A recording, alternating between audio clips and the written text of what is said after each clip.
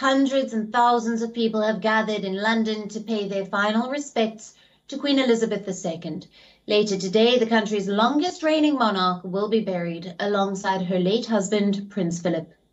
And the final ceremonies will begin near 2 hours from now. The gates of Westminster Abbey have been opened as the UK police carry out their biggest security operation in modern history.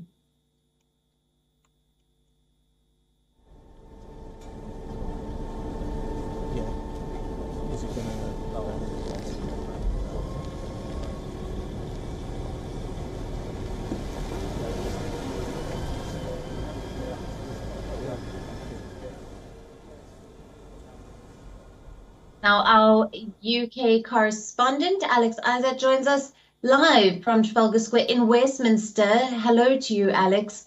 Now, hundreds of people are paying their final respects to Queen Elizabeth. What is the mood on the ground? You're right. There are absolutely hundreds and thousands of people that have come down to London today. It is extremely busy everywhere. Obviously not quite behind me because it is all being cut off. But throughout the streets, a lot of people seem to have this slight excitement, even though it's a somber day and everyone's here to pay their respects. People have flags, they have stalls. They want to catch a glimpse of the Queen's coffin as it goes on the procession.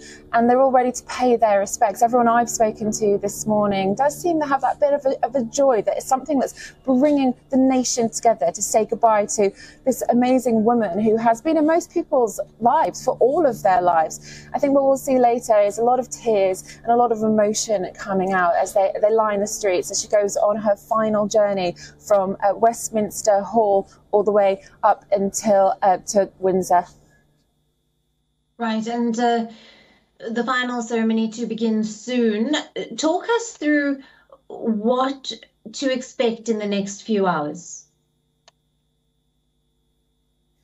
So the doors closed to mourners to come and look at the coffin at around 6:30 a.m. The last person went past the coffin, and the doors have been closed. So things are happening behind the scenes. And what we're expecting now is people to go into the Abbey themselves, the congregation, to sit down and to start taking their seats there. We're expecting that dignitaries and VIPs, the 2,000 people capacity that this should be filling up.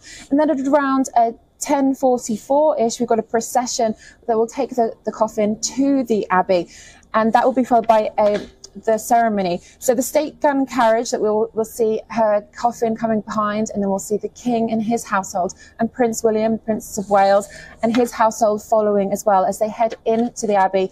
And the funeral will begin at around 11 a.m.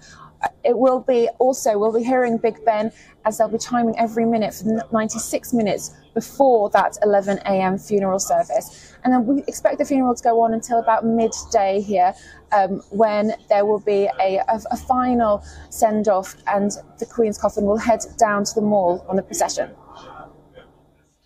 Right, and Alex, the UK police carrying out the biggest security operation in modern history. How are they managing with so many world leaders and mourners descending on the city? There's lots of police forces here on the streets and a lot of security as well. So not just the Metropolitan Police, they've had an extra 10,000 police officers from around the nation to come and help out today. As you can see around Trafalgar Square, it's already sectioned off, and there is a lot of the roads as well that are closed. Bus routes have been cancelled or diverted. So they're trying to control exactly where people are going to make it that little bit easier.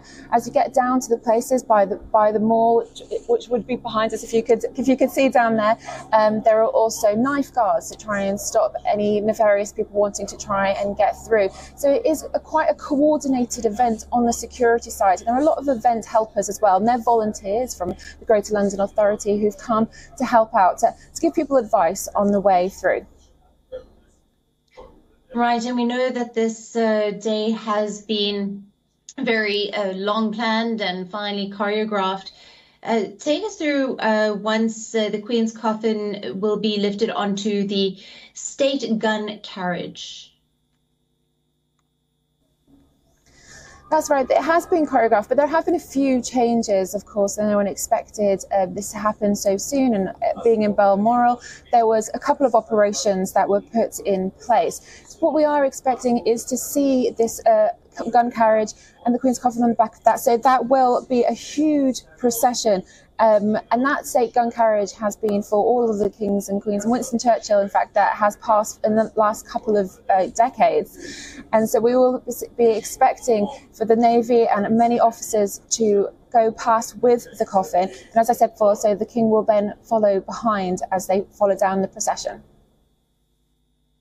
And some of the people who will be overseeing and conducting the ceremony, the Dean of Westminster, the sermon by the Archbishop of Canterbury, some of the other dignitaries who will be in attendance, previous and present prime ministers, and who are some of the other world leaders that we are expecting to attend?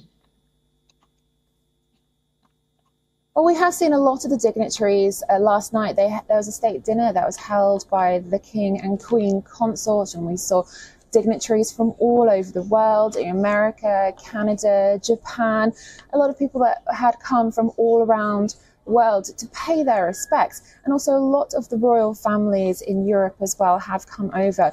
So there are a lot of VIPs and dignitaries. The Queen had a very long life and she has met an awful lot of people. Even Zelensky's wife has been here as well to come and to say, give their respects. So we're likely to see a lot of people in that 2,000 full crowd congregation.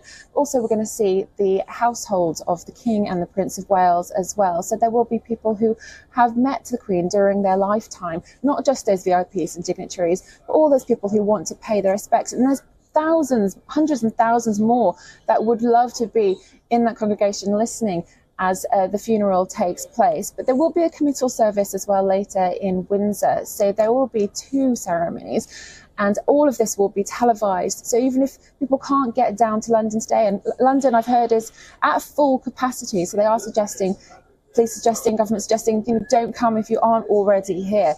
But there will be a chance to say your goodbyes privately, and that will be through all the televised events that are happening today. Alex, thank you very much for bringing us all the latest on the final ceremonies that are currently underway in London.